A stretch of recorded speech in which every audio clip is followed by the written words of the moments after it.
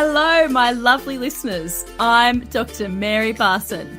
And I'm Dr. Lucy Burns. Welcome to this episode of Real Health and Weight Loss. Good morning, lovely listeners. It's Dr. Lucy here, as you all know. And you will know that I love bringing you really fabulous guests. And I have a beautiful guest with me this morning. Her name is Dr. Ali Young. And what she loves to talk about, and what I think will be really helpful for you, is her story on burnout, motherhood, and basically all the things. So, Ali, welcome to the podcast. Thanks for having me, Lucy. I really appreciate the opportunity to come on and chat about all the things and the journey and how we've both ended up here. Absolutely. And I think, we spend making sure that the guests that we have on are going to be helpful to our listeners, because at the end of the day, we all know that, people are giving up their time to listen to us. And so, lovely listeners, I'm always extremely grateful for the time that you put in listening to our podcast. But Ali, what I'd love to know from you, and we talked a little bit about this off air, if you could just give us a little bit of background about you and, like all of us, and you're a healthcare professional as well, there is this turning point in our lives where we have what I often call the epiphany, the awakening, and realizing that what we do isn't helping us anymore. So I'd love you to explain a bit about that for our listeners. Yeah, absolutely. So we had a really interesting family life where I got married after being in practice. I'm a chiropractor for 12 years and then moved overseas, had a child, and motherhood was not what I thought it would be at all. And came back to Australia and lived here for a little while and had a very tiny at-home clinic. And then we moved to South Korea for a couple of years with 2 kids, and again, couldn't practice, so just got to hang out and be mum, and that did send me a little crazy.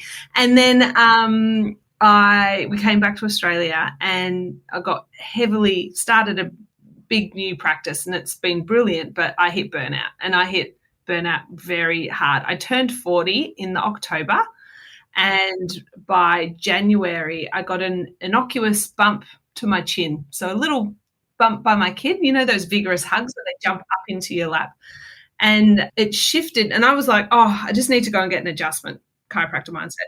I just got to get an adjustment, get this sorted out here, because it had made my face a bit tingly. And I was like, that's what it'll be. It didn't go away. And I was like, interesting. And then I started gaining weight. And within 3 months, I'd gained 10 kilograms. I also had altered sleep. I was a grouchy mum. My face developed butterfly rashes. I thought I had a pituitary tumor. Then this started to really change. The paresthesia spread over my whole face.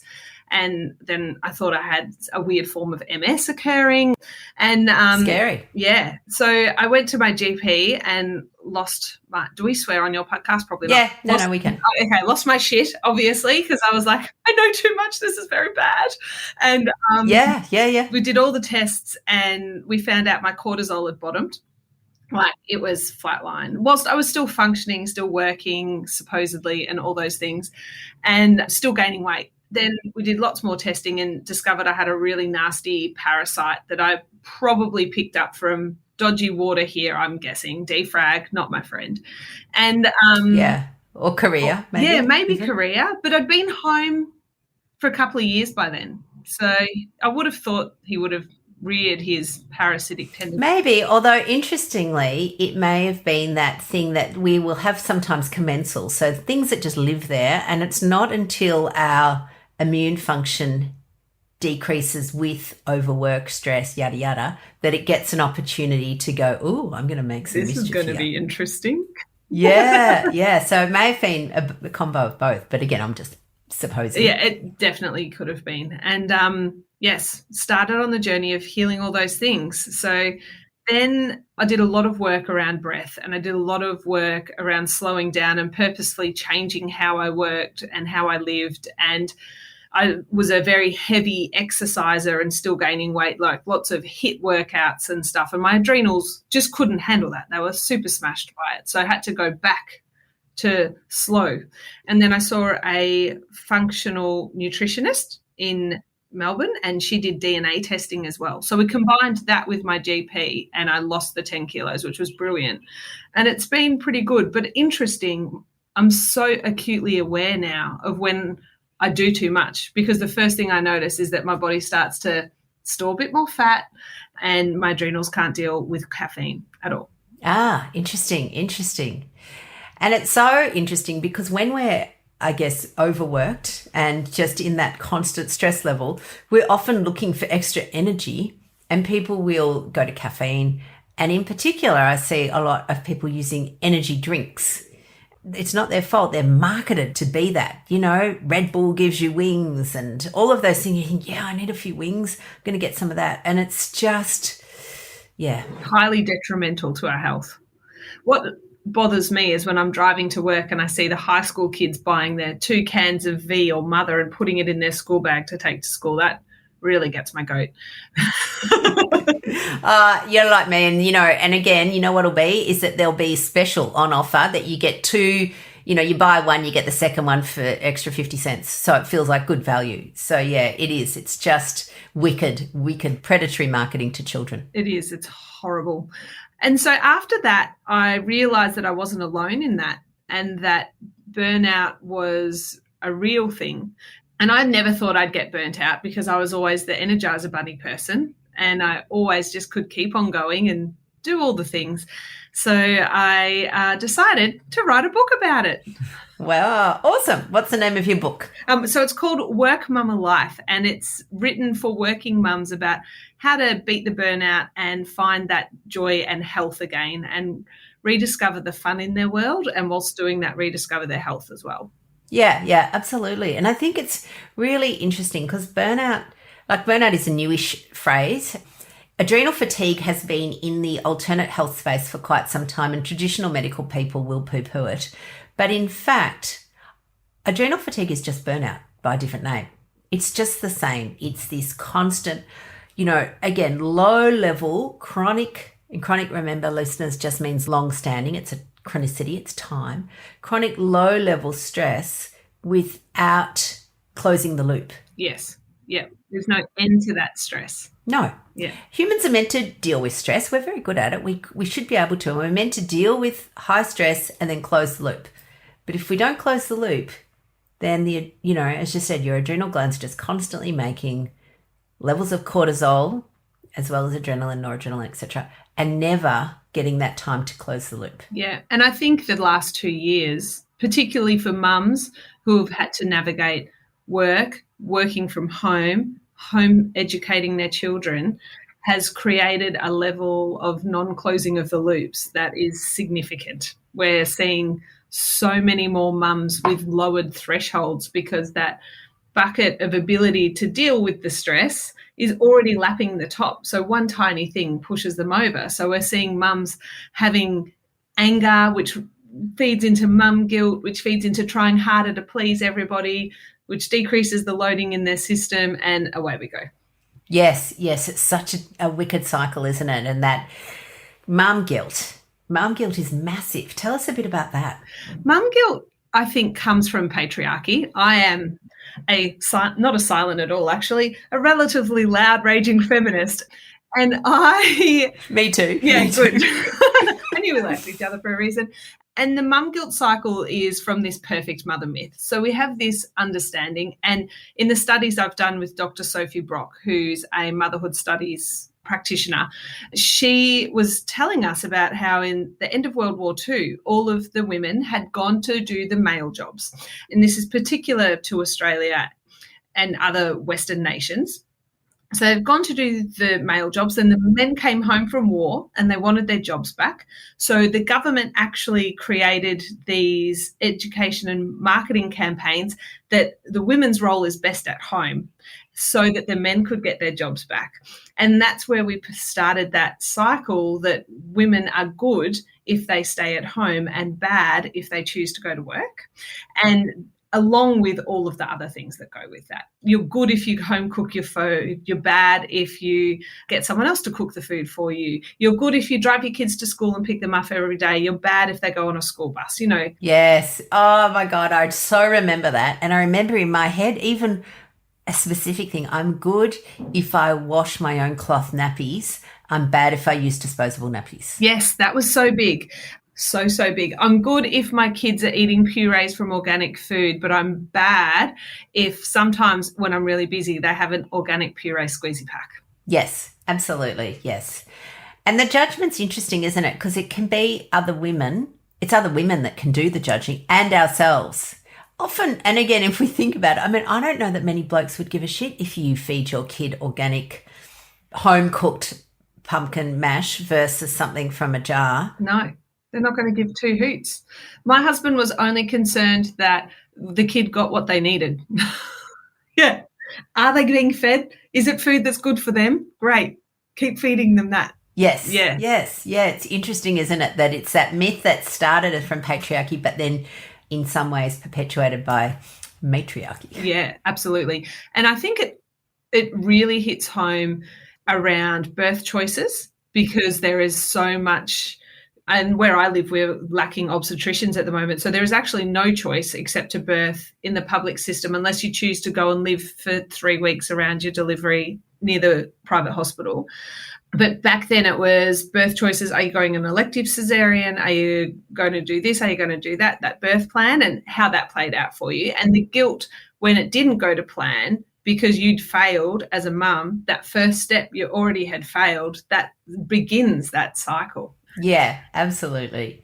And I think, we talked a little bit off air about the idea of not having too much attachment to the outcomes in all aspects of motherhood, because that's when we have unmet expectations, that's what drives our stress and our guilt. Yes, absolutely. And being able to know the things that matter and the things that don't. The glass ball analogy, you've got your glass balls and you've got your plastic balls, and the glass ones are the things you've got to keep up. And the plastic balls, if you can juggle those as well, that's wonderful. But if they fall to the floor, it's okay. You can just pick them up later, but don't drop the glass balls. And pretty much that's keep the kids alive. Yeah. Look after your own health. Yes, absolutely. That's wonderful. I love that. And for a lot of women, I think women are high achievers. Like even, people that feel like they're not high achievers because, they're not the managing director of a corporate company or something. Most of us are really high achieving. We talk a lot about language, and I'll often say to women, because they'll go, I'm just feeling a bit lazy today. Okay, you're not lazy. You're the least lazy person I ever know. Yeah, what you're looking for is to try and create some ease in your complex life. Ease is not lazy. No, ease is just honouring that inner cycle that we as women have seasons, and that sometimes we can go and sometimes we need to, which is okay. A few weeks ago, and this was very out of character for me, I came home and it was a rainy day here. I live in central Queensland, so we don't get lots of those in wintertime. And the kids, all the sport was cancelled. So we had a free afternoon, and all they wanted to do was eat popcorn on the couch watching a movie. I was like, go for it. And I ran a bath and put all the salts and the salt lamp and the candles and read a book. And I felt lazy initially, and then it was that mindset shift. No, Ali, this is your body just taking that time and nurturing your soul and having that deep breath, which was so good. Yes, absolutely. What I love about you is that you have the same sort of philosophy as we do, that this is all about nourishing and nurturing your body and your mind as a woman, as a mum. Look, even as a bloke, looking after yourself is loving and nurturing. It's not punitive and punishing. Yes. And I call it perfectly selfish motherhood, because to have our best motherhood, we have to learn how to be perfectly selfish for ourselves first and fill our own cup. And what that looks like for each of us is different. It's not a prescribed thing. I can't go and tell everyone you need to go and walk for 30 minutes in nature, lift some heavy weights, drink 3 litres of water, because for one person that will work, and for another person that will actually feel like a punishment. Their nurturing and their being perfectly selfish will be a cup of tea and a book in a quiet room. And I think the identification that self-care doesn't have to be expensive, and it doesn't have to be leaving for long periods of time. It can be these pockets of time, that these micro moments that we can create, which give that ease back into our system and signal safety to our brain, so that our brain goes, I'm going to come back down out of flight, and I'm going to sit back in this parasympathetic window a little bit longer. That's where the magic happens. Oh, I couldn't agree more. I totally love that. I think it's so interesting, isn't it? Like the idea of self-care. And again, for some people it might be reading a book, but sometimes self-care is actually also making some tough choices. And sometimes, you've got decisions. And I think about this, maybe last year, Dr. Mary and I were going to a lunch with a dinner with a bunch of women. And it was going to be fun. We were all looking forward to it.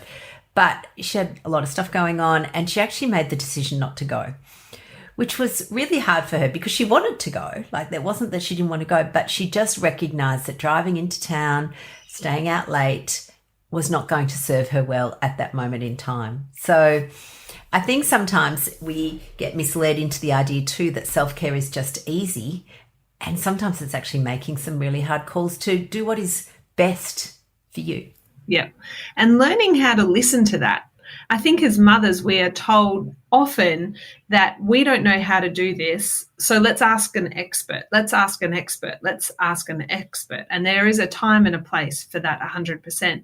But we need to also honor our mother's intuition and our self-voice and know how to listen to that. And in my course, I teach mums how to actually stop and ask that first question of the day. What do I need today? Before you get out of bed, you don't have to write it on paper. Take a moment, do a breath. What do I need today? And just don't judge yourself for what comes up. It might be that you need to do nothing. And it might be that, no, today is a get shit done day and I am going to do the things. Yeah. And it's about honoring that inner voice as well. Yeah. Yeah, absolutely. And knowing that it doesn't have to be perfect. And in fact, it can't be perfect. No, because who defines perfect anyway?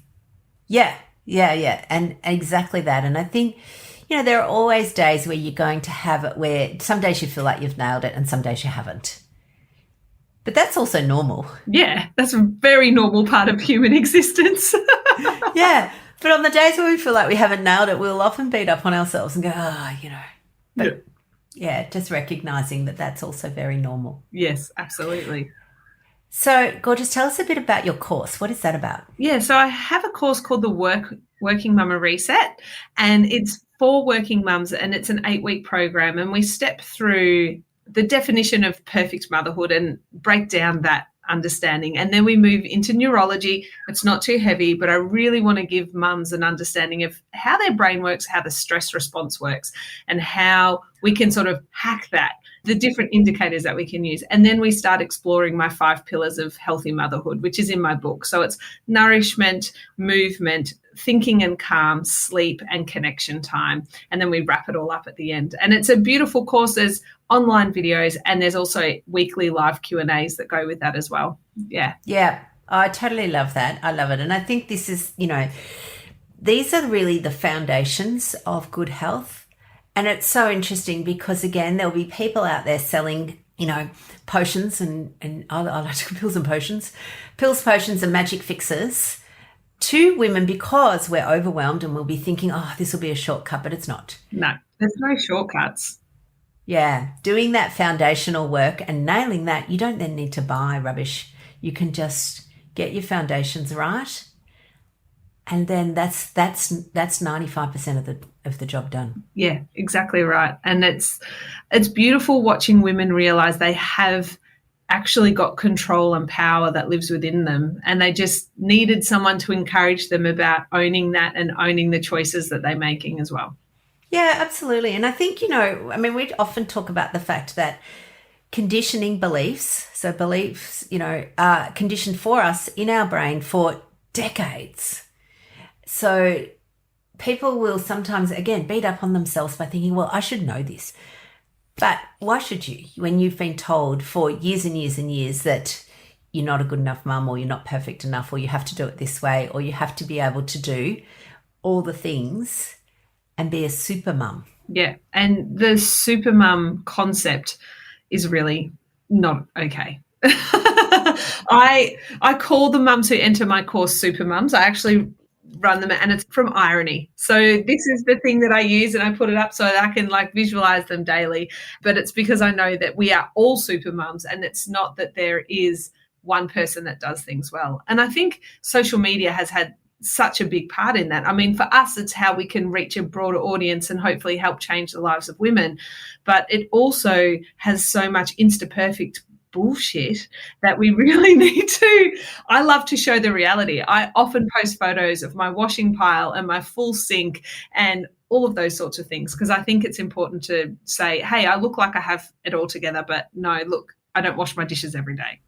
No, yeah, absolutely. Oh, gorgeous, Ellie, this has been delightful. I think that, you're a beautiful human, and helping women, women raising women is what we're all about. So, lovely listeners, we will link in the show notes to Ellie's course. I would highly encourage you to buy her book, Work Mama Life, and there's lots and lots of valuable information in that. So go and, to quote Molly Meldrum for our Australian listeners, do yourself a favour and check it out. He used to say that, didn't he? He did. Until next week, my beautifuls, I will see you then.